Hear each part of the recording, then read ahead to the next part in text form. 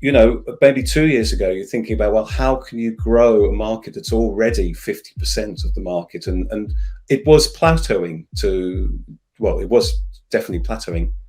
But something like the cost of living crisis just gives it that little bit of extra impetus, which definitely is now being seen in sales and in consumer behavior.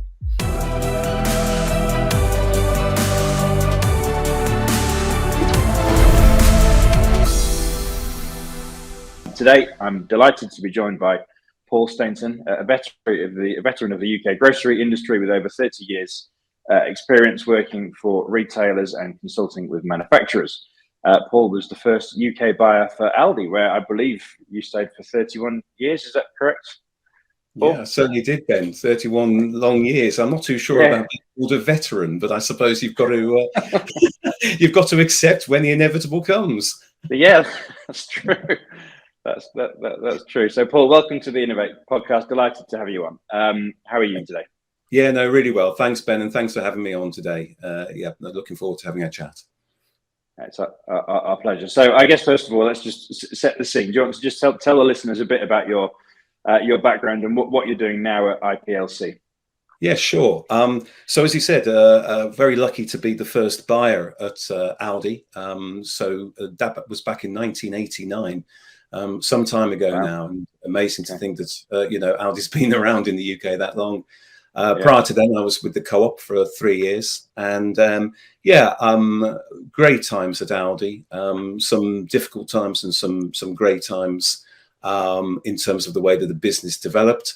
But for the last couple of years, I've now been linking up with IPLC, International Private Label Consultancy, and work with many food suppliers, drink suppliers across the private label industry, both helping them on projects with sort of how to set strategies to increase their private label business, but also meeting up with suppliers, non-competing suppliers, to talk about challenges and opportunities within the private label space. So yeah, very much enjoying this new sort of style of I suppose, career following some excellent years at Aldi. Yeah, very interesting. So we'll get stuck into your background at Aldi and also your views on private label in the main bulk of the podcast in a minute or two. Just to kind of introduce you a little bit more to the listeners, we tend to do some kind of rapid fire questions just to get the podcast going. So what's your favourite city in the UK for food, Paul, from an eating out perspective, I guess? Oh, city for food. I think it's got to be my sort of home ground of Birmingham. And the reason being, it's the home of the Balti. Clearly one of my favorite foods. I love any Indian food, and Birmingham is the home of the Balti. It's got the Balti Triangle, got the most Balti restaurants in any city in the UK, and I guess that's my initial reaction. Hey, look, most cities, the food that you can get nowadays, it's just fantastic. So it's nice where there's a little bit of uniqueness, and I still feel that when I go into Birmingham, Baltiland in particular, in the area of Sparkhill and Sparkbrook, it's fantastic. Yeah, very good. Well, I went to university in Birmingham, so I don't know it quite as well as you do, but yeah, certainly have sampled some of the curries over the years. Yeah, the old curry houses where actually you didn't even have a knife and fork; it was all your Balti dish and your naan bread, and you just sort of made a mess. But it didn't really matter, because normally you'd probably, certainly in your university days, you might have had 2 or 3 pints beforehand, or maybe more. Yeah, true. And just thinking about the food industry, generically at the moment, what would you say to a kind of a young person, maybe one who's just finished university and is looking to kind of make a move into the food industry? What would your advice be to them? I mean, it's a great industry to be in. We all need to eat food, and we will always need to eat food. And so in one way or another, it's an industry where the dynamics change depending on, what's going on in the world and in the nation. And it's so interesting because it just develops. It just seems to be able to reinvent itself year in, year out. I think, therefore, it's a great career. It's a great career to get into, whether that is from a retailer, a supplier, or restaurants, or whatever the angle is.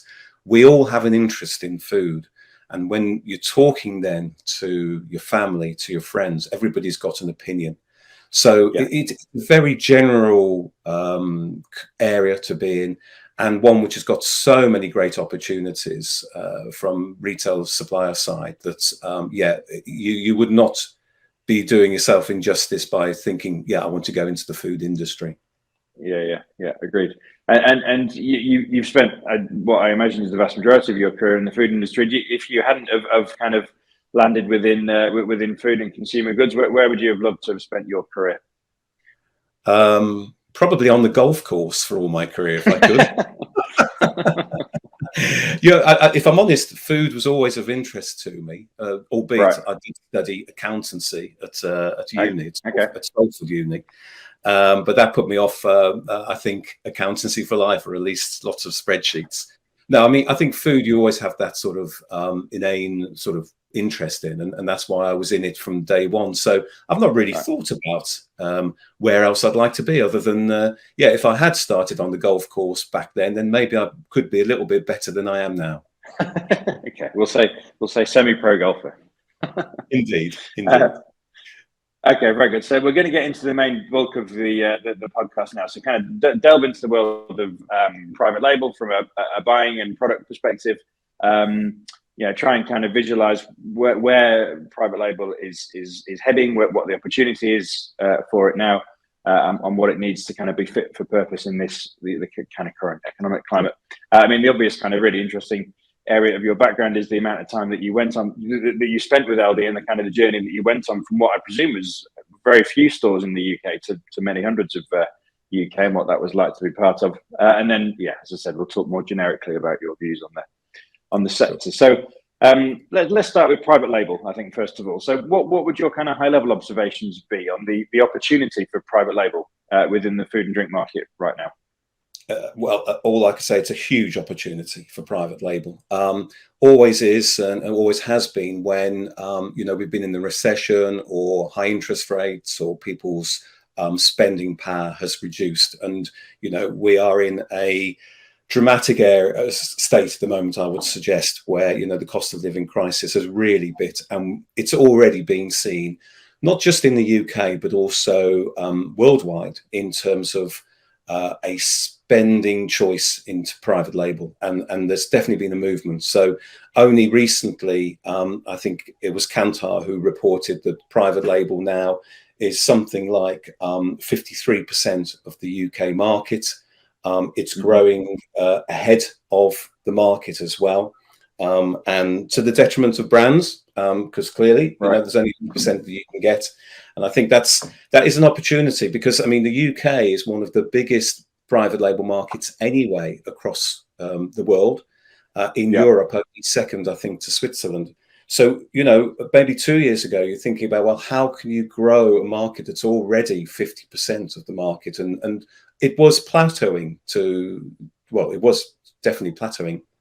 But something like the cost of living crisis just gives it that little bit of extra impetus, which definitely is now being seen in sales and in consumer behavior. So big opportunity. And I think retailers and private label manufacturers alike, if they're not really focusing on their private label offer at the moment, then, they are going to struggle a little bit over the next 12 to 18 months. Okay. And from what you're seeing across the market with the work that you're doing, for IPLC, do you think that the private label manufacturing sector is going to be able to kind of absorb and cope with these inflationary pressures at the moment? Because arguably, they're not going to ease off anytime soon. No, I mean, clearly, manufacturers at the moment are totally swamped with having to deal with costs. And as you say, the raw material increases, commodity increases, some of them having to look at maybe the fourth, fifth, or even I've heard sixth cost increases that they then have to propose to their retail customers. And they're also having to cope with availability. There are some shortages of products, as we well know, oil being, very well known. Wheat is now starting to become an issue. Some key ingredients within the food industry that are causing maybe shortages, certainly delays, therefore availability issues at the supplier's end.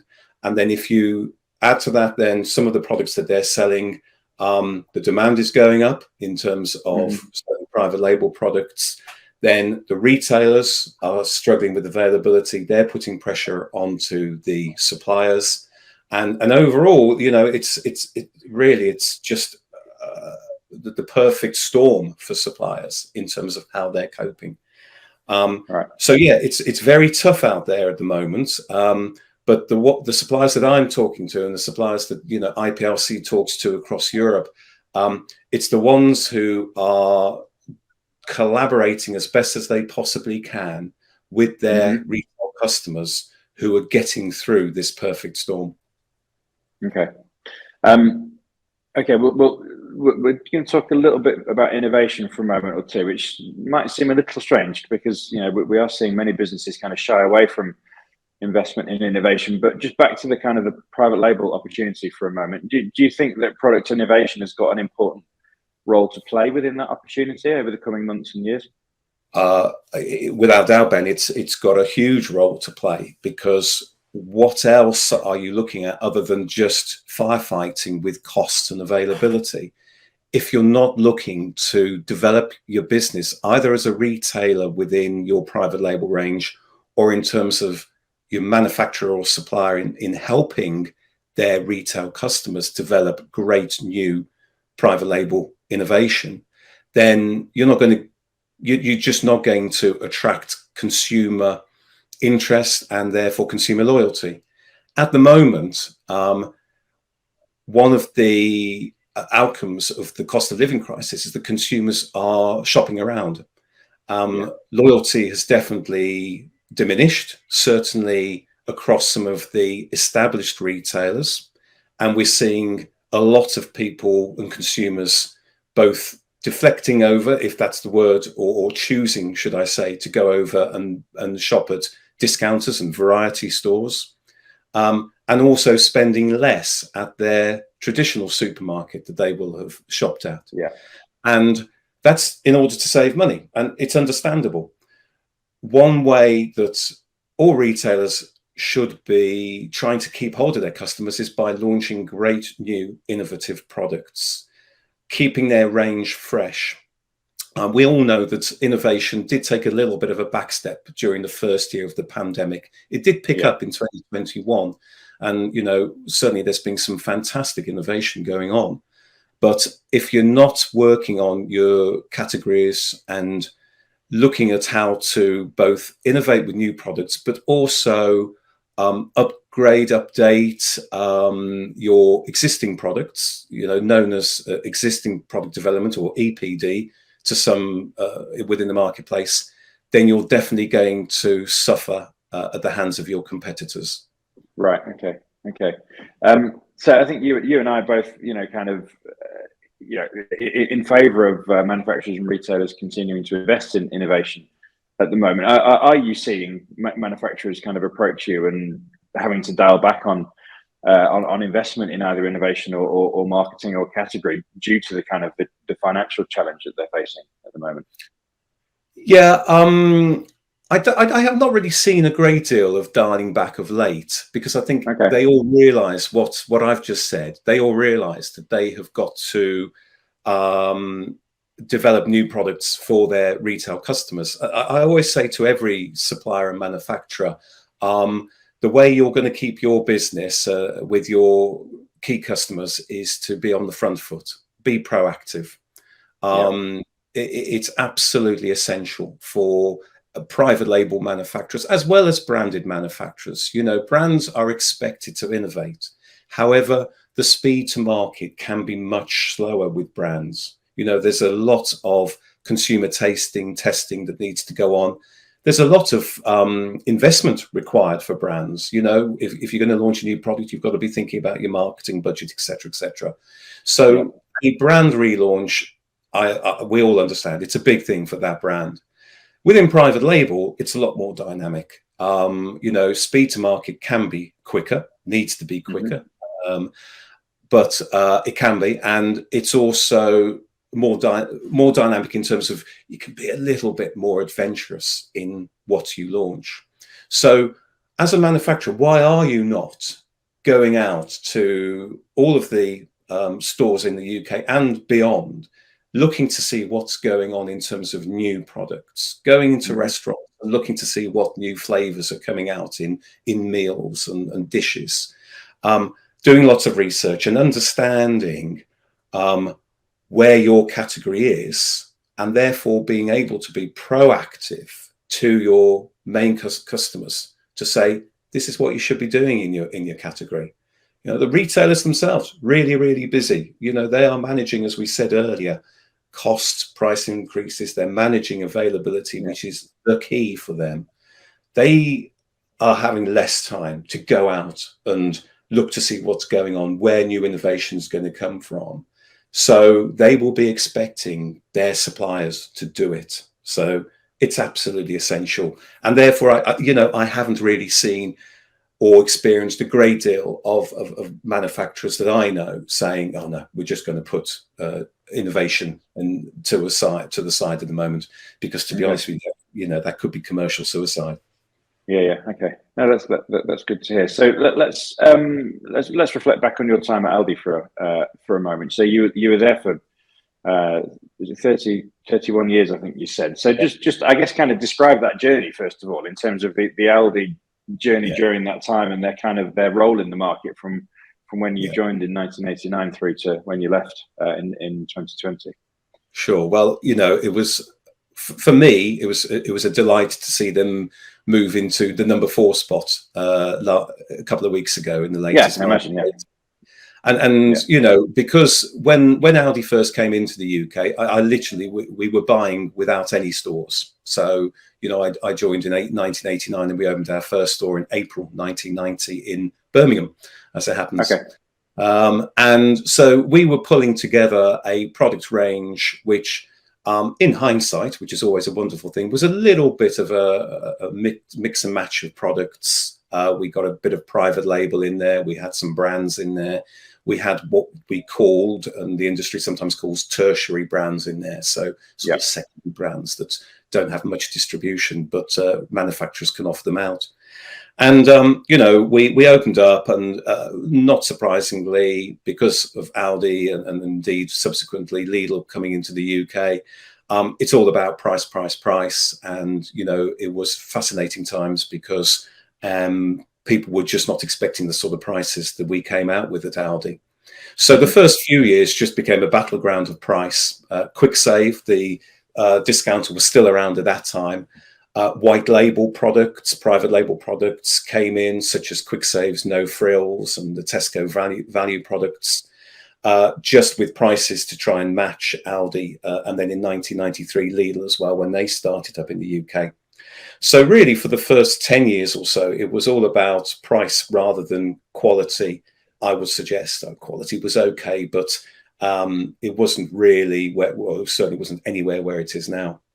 Across the noughties, I think, you know, ranges then expanded. Certainly the Aldi range expanded, but in reality, it was still a little bit Germanic, a little bit continental, and, you know, less relevant to the full shop that Aldi then focused on back in sort of just after the credit crunch, really, in 2009.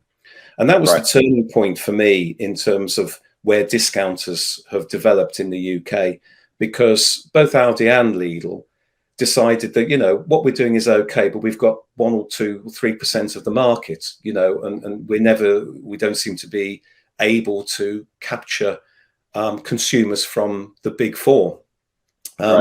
So both retailers, and Aldi sort of led this, developed more of a let's start again and let's look at still having a limited range, but enabling the consumer to do fairly much of a full shop with us. So, for Aldi's perspective, that meant selling a heck of a lot more produce, fresh meat, cooking ingredients in particular, home baking, those sort of products. And in some instances, it meant bringing in products which probably previously would not have hit the rate of sale required for a limited range retailer to keep in their range. So accepting some service lines is the best way to describe it. And coupled with that was a step up in quality. And I remember that, we brought in virtually every single item again and re-looked at the benchmarking within the market. Who should we benchmark against? Maybe it's the brand, maybe not the brand at times, because it's not necessarily the fact that the brand is the best quality in all product areas. But being able to go back out to our suppliers or potential suppliers and saying, look, we're happy with where we were, but we need to be even better. So here's the benchmark as to what we need to get to. Those are the ingredients of the benchmark. What can you do? And basically upping the quality that way. So a more relevant range, a better quality, other things such as great packaging, fantastic in-store experience, which was another big thing at Aldi and Lidl. The 90s, they were seen as being, the cheap and cheerful discounters, got better during the noughties, but certainly in the 2010s with initiatives such as Aldi's Project Fresh, which has sort of freshened up and livened up and modernized the whole of the store, have really upped their game. And the shopping experience within discounters also took a massive step up. So in conclusion, you've got range, you've got quality, and you've got an in-store experience. And if you get all of those things right, the advertising needs to be good. And don't get me wrong, Aldi's advertising was another big reason for their success in the noughties, in the 2010s. But also word of mouth. People start talking positively about the discount experience and the discount products. And therefore, it's no longer seen as being, I suppose, an embarrassment to shop at the discounters. In fact, it's seen as being smart to shop at the discounters. And we saw that. And that was really what happened then to turn the business around and have a very successful business within the 2010s and now into the 20s. Yeah, I remember from a consumer perspective, after the 08-09 credit crunch, it almost became a kind of a badge of honor to shop at discounters like Aldi and Lidl. It was quite a trendy thing. I seem to remember people started doing. So that in the 2010s, then I guess the just the sheer number of customers that you were serving multiplied massively. What did that enable from a product perspective, either from ranging or from product innovation? Yeah, well, I mean, clearly when your volumes increase, you attract more and more suppliers. And I certainly remember in the 90s having a few fallouts with suppliers who just didn't want to know about Aldi. And I sort of get it because, they were a disruptor. They were small volumes, wanting to have great, the best own label products. But own label and private label, it's all about running volumes through your factories to get the great prices that you need. So, the turnaround, I suppose, in the 2010s allowed Aldi to have good volumes, along with a great store opening program. We have to remember the amount of investment that Aldi has put into the UK, and the number of stores per year has been around about the 50 level, approaching the 1,000 store, which will be next year, and Lidl very close behind. And when you get the economies of scale through the volumes, you attract the best suppliers. And I think that from a buying point of view was another key turning point for Aldi, because you get the best suppliers, you get the best quality control, and hopefully also great economies of buying in terms of the bigger suppliers have got bigger production facilities and therefore should be able to produce at a lower cost. Um, So that was one thing. And then the other thing really is that I think as you grow and you gain consumer confidence, you also have the ability to try things a little bit more.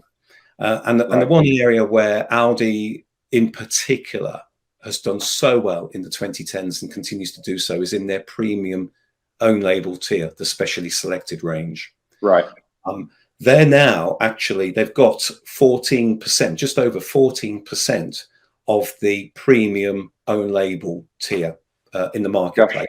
So that that's with 9% of the overall market, they've actually got 14% of the premium tier. And one of the reasons for that is because the specially selected has enabled Aldi to try loads of different things, and in particular at seasonal times. So Easter, Christmas, in those times, the Aldi range is just magnificent in terms of sort of products that they try.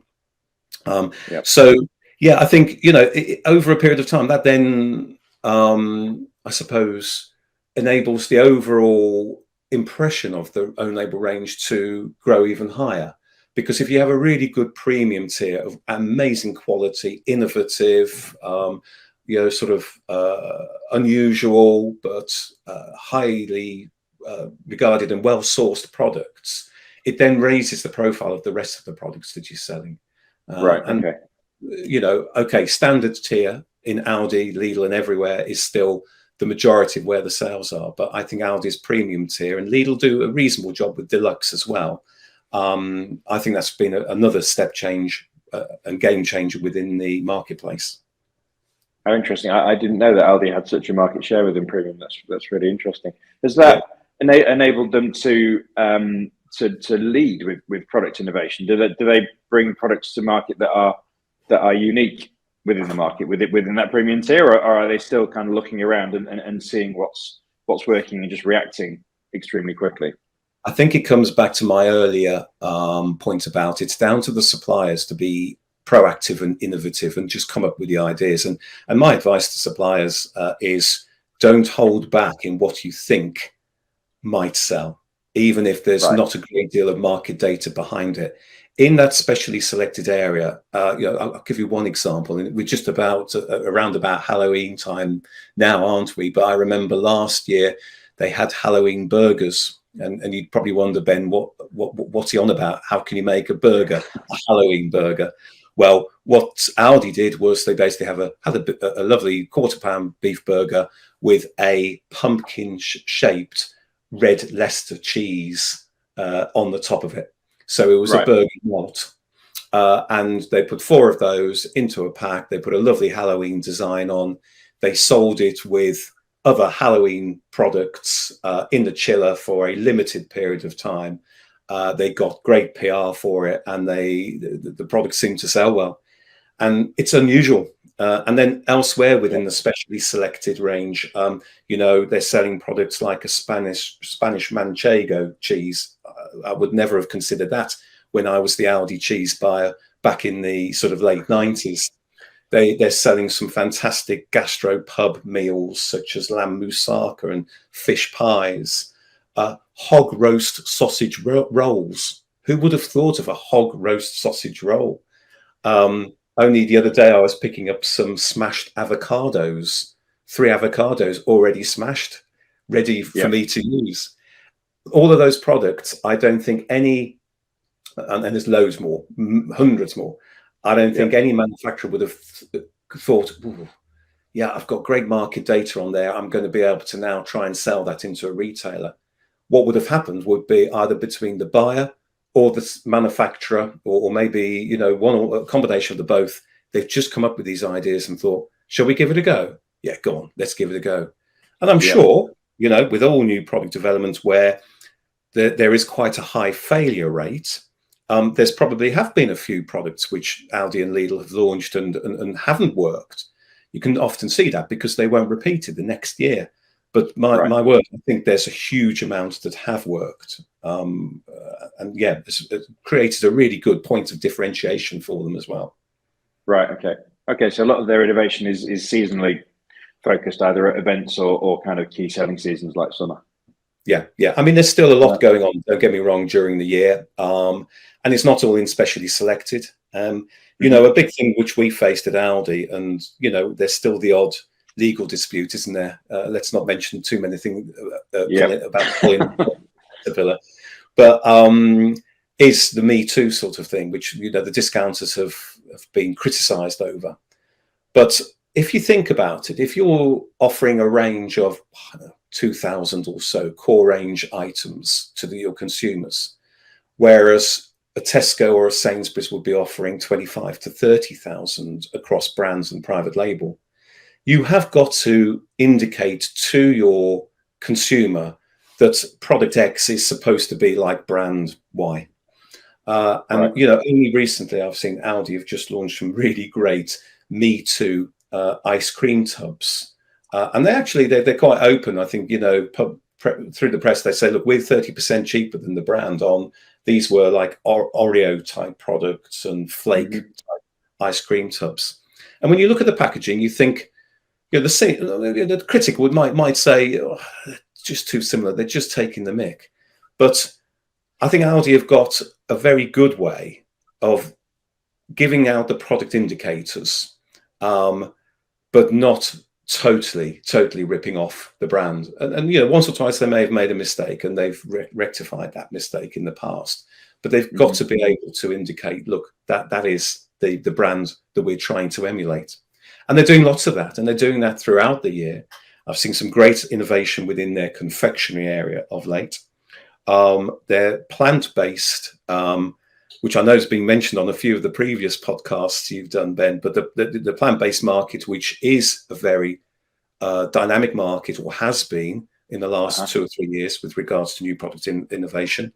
Aldi, within their freezer, they've got 2 or 3 cabinets devoted to a plant menu brand, which is their own label plant-based brand. And again, coming up with some super products. Tried some fish fingers, or non-fish fingers, should I call it, the other day. And they were tremendous.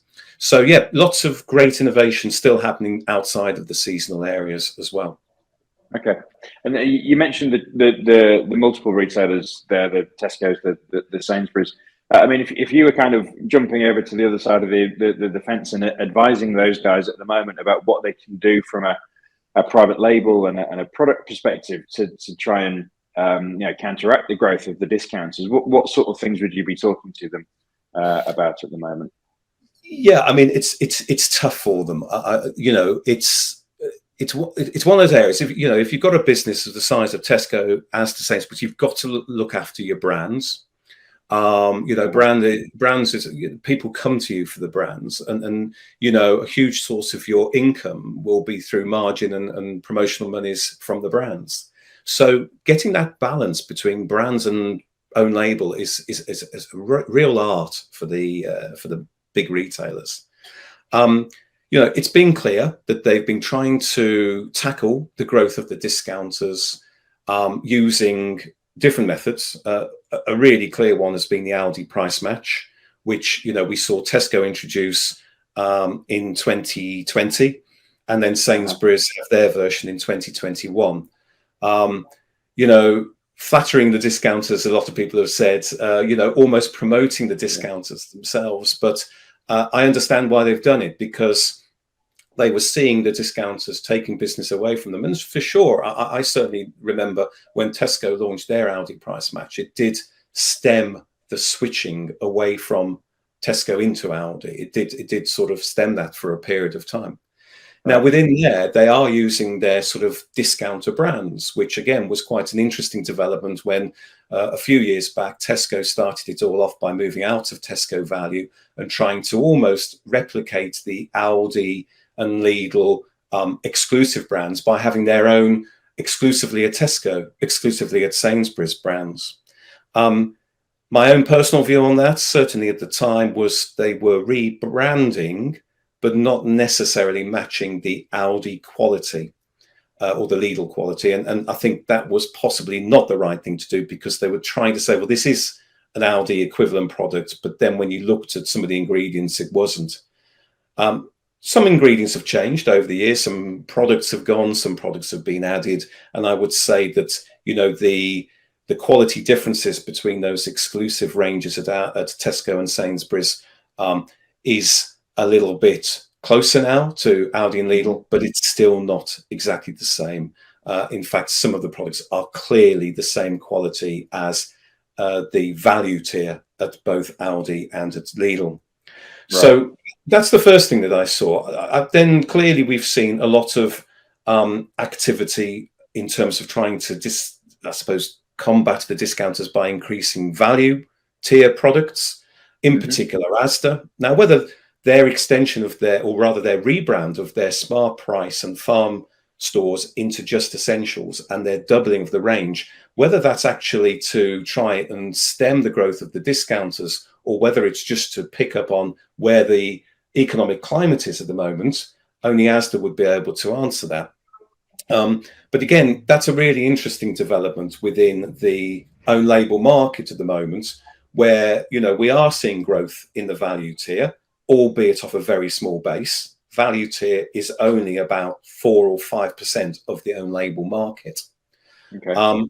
But Asda have gone for it, and their Just Essentials range, they've said, no, we're going to double this range. We're going to launch it within, 6 months. And they've just gone ahead and done it. And they're now having to limit the purchase of their consumers to 3 items per product at the moment, because they simply just can't keep up with availability. So it seems to be working. And just looking at Asda sales, they seem to be sort of just recovering a little bit. And maybe they are stemming discounter growth through their Just Essentials. But similarly, if you then also take Asda, I know that they've just launched a few extra special products. So going back to that premium tier, and really interestingly, they're almost matching some of the Aldi products. I was looking the other day at some pasta and some soup, which they've launched under extra special, and I'm thinking, well, I recognise those products, or at least very similar. Maybe the flavours are slightly different, but similar products in the Aldi specially selected range. The one thing to point out there is that the Aldi products are still, I think, something like 20% cheaper than those Asda extra special products. But Asda are attacking there on the premium tier. And then the other one, which I must mention, because I do find this interesting as well, is seasonal products again.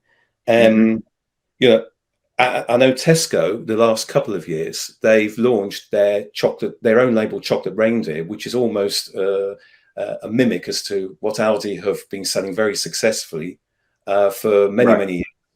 So actually then thinking, okay, well, the discounters are very successful in a seasonal time and seem to sell lots of chocolate reindeers or special flavored mince pies, or whatever else, chocolate coins, that sort of thing. So there's been a lot more activity in the private label ranges of the bigger supermarkets in those areas, I believe, as a tactic to try and match or at least stem the growth of the discounters. So lots of things going on there, Ben, but I think one thing to maybe sort of just conclude on that, everybody can try and copy or do their own versions of it. It is a different shopping experience in Aldi to the bigger supermarkets. So, and you're never going to be able to copy that. I mean, Tesco tried it with Jack's and it didn't work. So differentiation is the key about private label, and it's coming up with unique products that aren't available elsewhere. And that, I think, is the challenge for the big supermarkets, is what can they do within their private label ranges that are actually different to what Aldi and Lidl have got in their more limited ranges. And if they can find the answer to that, then I think they will succeed. Very interesting. It's a very fierce battleground, for sure. And how do you think the multiple retailers can kind of prevent the discounters just looking at what they're doing and reacting very quickly? Because that seems to have been a theme over the past 5 or 10 years, is that other retailers would launch products and Aldi would within weeks they'd have them on shelf. Is that just inevitable and unstoppable, or are there products that could be maybe unique to the kind of the shopping base of a multiple retailer? Well, I think it is almost inevitable. The discounters will always be looking at the new product development of the big retailers, and certainly trying to gauge whether there is consumer acceptance in that. It's quite difficult to do that, but you can see that in stores, whether people are buying products. And if they are successful, and maybe if they win awards, or they just get a high profile, you can be assured that the discounter buyers will be looking and talking to their suppliers about, well, what can you do to match it? I suppose, choice of supplier is important. If you can get exclusivity as one of the big retailers, if they can develop products, whatever they may be, and say, look, this needs to be exclusive, and if an agreement can be agreed that way, then it makes it a little bit more difficult for other retailers to match what you've done. But there is an inevitability that any successful products, be them brands or private label within the marketplace that are not in the discounters, will eventually end up on shelf in one way or format from the discounters. And therefore, the only answer to that is you've just got to keep on reinventing new products. Yeah, for sure. And that leads us on nicely to the final question, because unfortunately we are coming to the close of the episode. From a product perspective, what's the best thing that you've seen brought to market in the last year or two? It doesn't need to be kind of discounter related, just the most impactful piece of product innovation that you've seen, and why? The one that springs to mind is, it was really developed during the pandemic, but actually only launched just as we were coming out of lockdown. And Tesco launched their restaurant collection of 3 fantastic, they were sous vide. It's the type of production method that means that the products are partially cooked and the consumer finishes them off in their oven. But sous vide meals for 2. And I bought a couple of them, and you buy this big box. It looks fantastic. It was under the Tesco Finest brand. You opened it up. You had a lovely, colourful card inlay. It did have the menu of what was in the box. It had some great images. It also had a QR code that led you through to a video that showed somebody preparing it. Underneath, you then had individually numbered, so you couldn't get it wrong. Your main course, I mean, there was a chicken papillon, and there was a fantastic ox cheek option with creamed mash, honeyed parsnips or carrots, a lovely dessert, and there was even a little pot of snacks that they encouraged you to have whilst you were preparing them. And the one thing, indulgent, but it was really a great alternative to eating out. And I wouldn't surprise me if they didn't come back, because I think one thing that is going to happen over the next few months, well, it's already happening, is people are eating out less and they're wanting to create the restaurant experience in home. But these products, they impressed me so much because they were of fantastic quality, but they also showed that you can sell a private label product at £25 or £30. Because the oxygen one, I think, was £30 per box. And yes, they great displays in cabinets, in chill cabinets in the front of the store, but actually they looked like they were selling as well. So really impressive. That's the one that really stands out for me. Yeah, that's really pushing the price in from a private label perspective, isn't it? You wouldn't have thought that would be possible 5 or 10 years ago. It absolutely is, Ben. Yeah, and I'm seeing in store now, okay, those products aren't around at the moment. I'm imagining, as I said, they may come back, but certainly Tesco and some of the other big retailers, they are selling these sous vide meat products at £10 on an ongoing basis. Morrison's have just launched a great range. So it does show that the price, I suppose, ceiling for private label products, there isn't one now. Interesting. Paul, it's been fascinating talking to you. We have sadly run out of time for today's episode. I could talk for many hours more. It's been so interesting to hear about your Aldi journey and your views on the private label market. So all that remains for me to say is, Paul, thank you for your time. Pleasure. And we will look forward to welcoming you back at a future date. That's the end of this episode of the Innovate Podcast. Many thanks to everybody for tuning in. And we look forward to welcoming you to the next episode. Thank you very much, and goodbye. We really hope you enjoyed that episode of the Innovate Podcast. To hear more bi-weekly episodes, please hit the subscribe button below. Thank you.